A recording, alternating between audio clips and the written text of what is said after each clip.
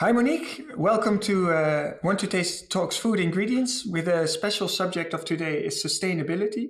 And who better to talk to than to you, Monique. Can you tell us a little bit about yourself and about Solidaridad, the NGO you're working for? Yeah. Thank you, Jasper, for giving me this opportunity to talk to you about this important topic. My name is Monique van de Vijver, as you said. I work with Solidaridad for 20 years now, and my career in sustainability goes back for 30 years. I was at the very start of the Max Havelaar Fairtrade certification label when it was launched, and that was an initiative of Solidaridad. And since then, many other initiatives have been developed and implemented and tested with smallholder farmers in the field. Very interesting. Certainly, knowing that you've been involved in Max Havelaar, which was early days, actually fair products into the markets. We're talking a little bit about the new trends in the market, where sustainability is actually a kind of backbone towards a new creation of ingredients. How is Solidaridad looking at that, and what is your perspective? Even taking your long history with also Max Havelaar, how do you see this developing? Well, I think sustainability is a trend in itself now. When you talk about trends in the food industry, and I think it is a trend not only because it is fashionable, not anymore because it is fashionable, or maybe because you can use it to increase your sales, but it is becoming clear that there are real and serious issues at source, and that we have to start doing things differently if we want to secure also the future success of our food businesses. And if you say that, do you see, because you've been working in this field for 20 years, do you see a difference today versus 20 years ago? Is there more acceptation in the market? How do you see that? Yeah, so well, let us go back more than 30 years ago when Max Havelaar was launched. Back then, it was very hard to convince businesses to even step in this fair trade labeling approach. So more doors were closed on us than opened for us. So that was really a big difference. Maybe 10 years after, when we also got involved in the roundtables for sustainable palm oil, sustainable soy, sustainable sugarcane, then things started changing and we became more visible in the industry, and companies started knocking our doors also because we were able to reach more scale in our operations. So that was then already a big trend and a big change, of course. And now what I see is that the importance of the lessons learned by Solidaridad over the past 30 years is also, I think, important for real change to happen. Because if now, in the past 30 years, we are where we are, we can only say that problems got worse, not better. So that means that more radical solutions are needed. And it actually means that we have to transform the way in which we do business. So, of course, businesses are very much profit driven, and it is all about maximizing growth, maximizing profit, and then at the cost of lowering your input costs. So, and also at lowering the cost of your labor.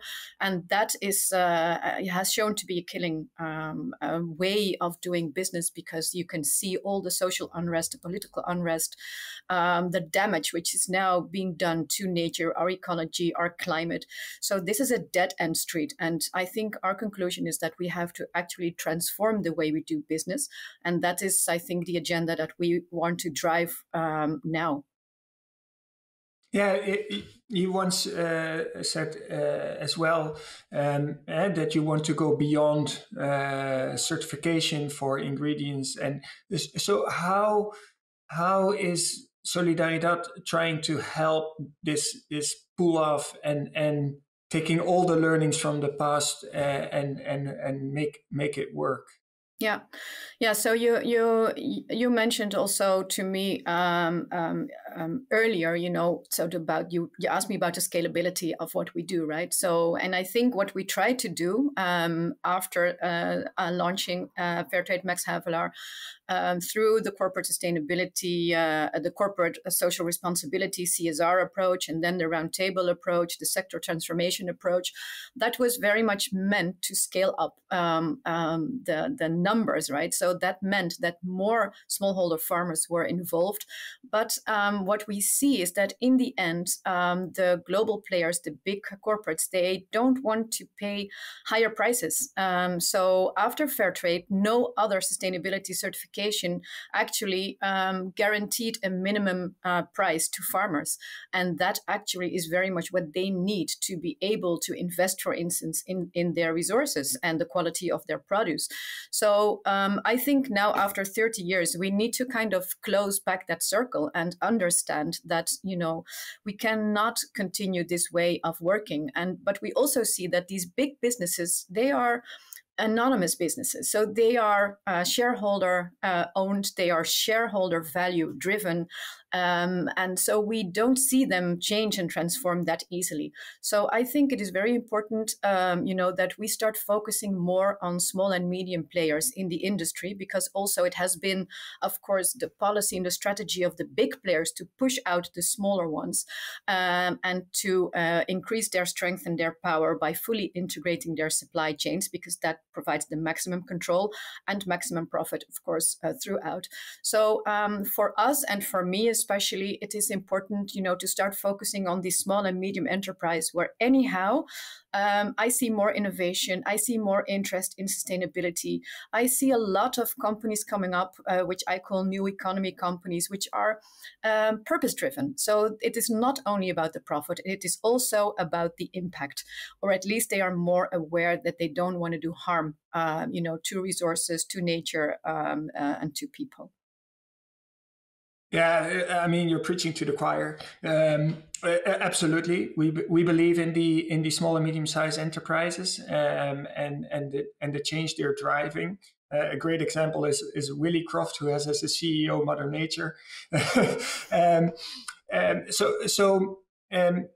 Having said that, so what programs do you have to empower? We work together, obviously, but what other programs are you doing, or education programs do you have to actually reach those SMEs?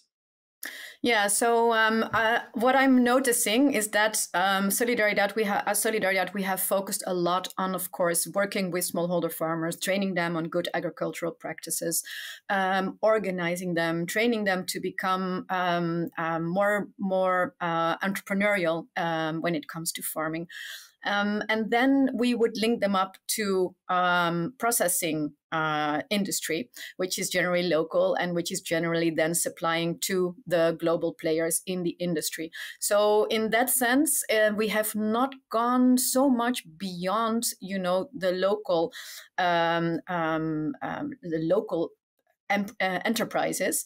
And I think, in our collaboration, we've been looking at how can we build shorter supply chains? How can we make them more direct? And how can we establish more direct linkages between small and medium players and in the countries of origin and between the buying companies here? And that is a challenge. That is a challenge. I will never say sustainability is easy. You will never hear me say that, building these short supply chains is easy, but it is for me definitely the road that we must start walking. And I think, if we work together on this, and if we build like a network of companies, small and medium enterprises, which share the values that support sustainability, then I think, in time we can grow and we can make it work. I completely agree. Unfortunately, Monique, it's already come to an end. And I really appreciate it. And I'm sure we're going to talk more with you in the future, because I think we can zoom in on a lot of different subjects. And I would like to take the time for that in another podcast, maybe. But for now, thank you so much for taking the time to share your long experience. And we'll be obviously in touch. And people can always go to the Want to Taste on the sustainability on Solidaridad, or can go directly to Solidaridad to see what you guys are doing for a lot of people. Thank you very much, Monique. Thank you so much, Jasper. We'll be in touch, and maybe next time we can do a podcast from India or somewhere, in a country of origin where you can maybe directly share also the story of the smallholder farmers. That sounds great. Let's do that. Wonderful. See you next time. Thank you. Bye-bye.